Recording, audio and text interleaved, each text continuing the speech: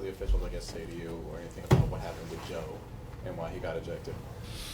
I didn't really get an explanation for it, but I assume. I mean, I couldn't ever really get to the referee that called it, so I was asking the other guys, and they were saying ask her, and I never really got a chance as the game was going. Never did find out. I just assumed it was arguing and whatever. And then I guess what was your POV on the Andre Drummond thing? You know, he gets ejected, he comes back. Like, I guess Yeah. it was weird. Just the whole thing was really strange, right? I mean, and you know, without looking at the tape to see what was actually going on there, I mean, I doubt that he was going down because of such aggressive pushing. That there was probably a little bit of whatever, you know what I mean?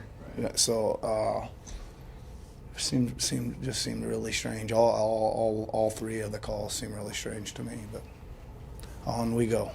Did you get an explanation for it? It seemed like the way it was announced anyway, it was they ejected Andre, rescinded that, gave Victor a flopping tech, you guys shot a tech, they then took the tech away and said there was basically nothing happened. Is that how it was explained to you?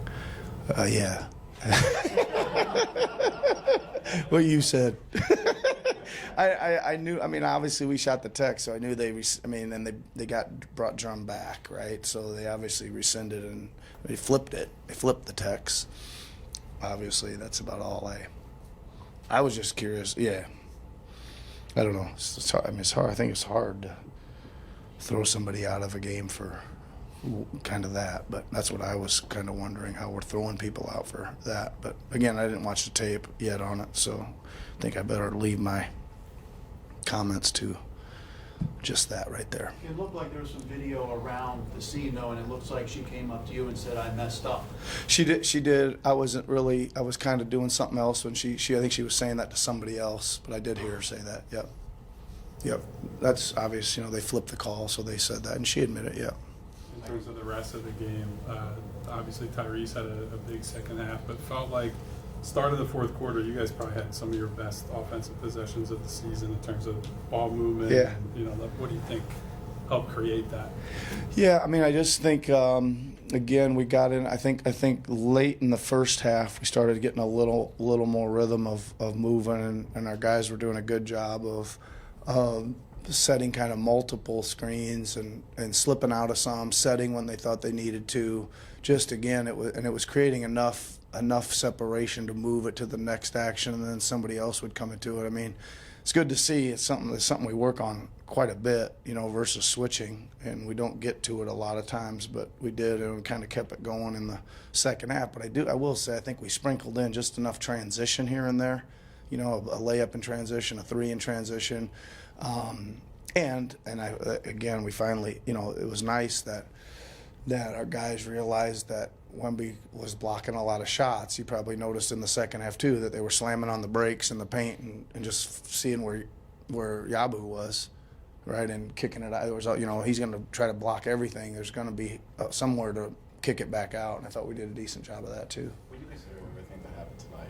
Just all the adversity you guys kind of had to battle through. Does this kind of feel like a win that can maybe galvanize the group a little bit and, you know, continue to push you guys? Yeah, I mean, listen, I think that again, it seems like the strangeness of the season seems to work its way, keep working its way into things, and again, over the last 10 or 12 games, we've played pretty well in most of them, right? So again, we just.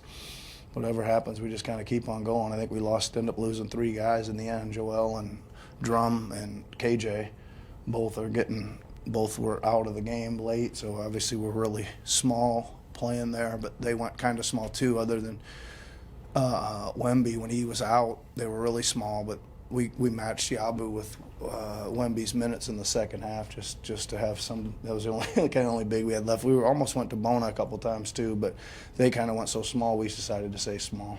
What do you think about that? What led to Gershon's success defensively against Wembanyama? Well, he's obviously played against him and knows him, but he just was.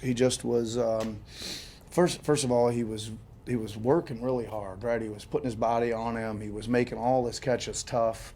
I mean, I think, he really hurt us from the perimeter, not really anywhere else, right?